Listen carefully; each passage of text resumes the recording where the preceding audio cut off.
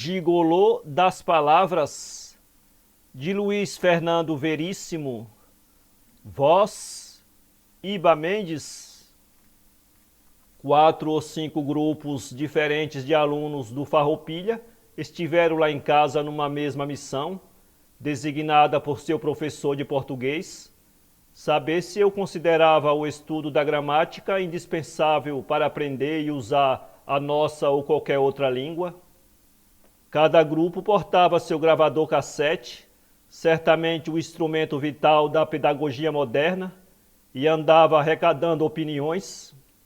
Suspeitei de saída que o tal professor lia esta coluna, se descabelava diariamente com suas afrontas às leis da língua e aproveitava aquela oportunidade para me desmascarar.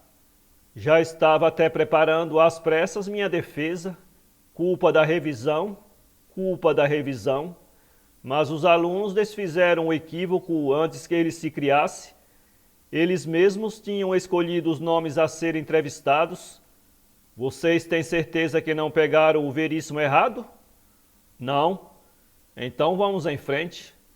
Respondi que a linguagem, qualquer linguagem, é um meio de comunicação e que deve ser julgada exclusivamente como tal, respeitadas algumas regras básicas de gramática para evitar os vexames mais gritantes.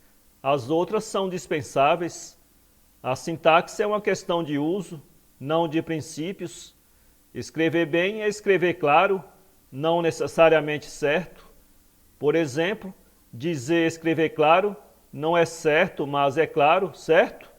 O importante é comunicar e, quando possível, surpreender, iluminar, divertir, mover. Mas aí entramos na área do talento, que também não tem nada a ver com gramática. A gramática é o esqueleto da língua, só predomina nas línguas mortas, e aí é de interesse restrito a necrólogos e professores de latim, gente em geral pouco comunicativa. Aquela sombria gravidade que a gente nota nas fotografias em grupo dos membros da Academia Brasileira de Letras é de reprovação pelo português ainda está vivo.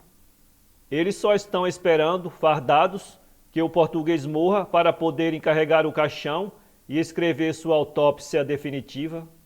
É o esqueleto que nos traz de pé, certo, mas ele não informa nada.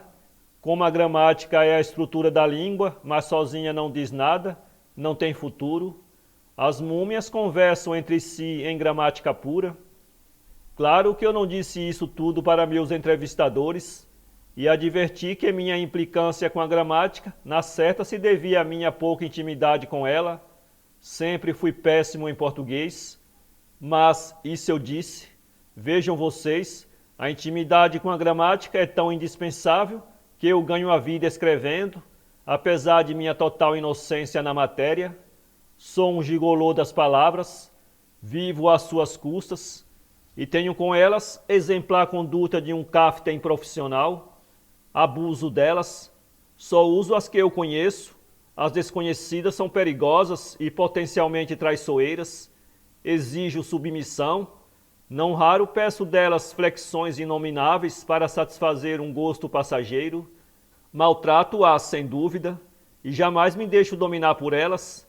Não me meto na sua vida particular, não me interessa seu passado, suas origens, sua família, nem o que os outros já fizeram com elas, se bem que não tenho o mínimo escrúpulo em roubá-las de outro, quando acho que vou ganhar com isto. As palavras, afinal, vivem na boca do povo, são faladíssimas, algumas são de baixíssimo calão, não merece o mínimo respeito. Um escritor que passasse a respeitar a intimidade gramatical das suas palavras seria tão ineficiente quanto um gigolô que se apaixonasse pelo seu plantel. Acabaria tratando-as com a deferência de um namorado ou a tediosa formalidade de um marido. A palavra seria sua patroa. Com que cuidados, com que temores e obséquios ele consentiria em sair com elas em público, alvo da impiedosa atenção do lexicógrafos, etimologistas e colegas?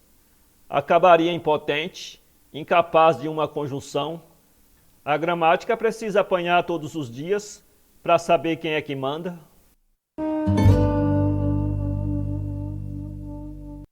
Para ler esta crônica, acesse www.poeteiro.com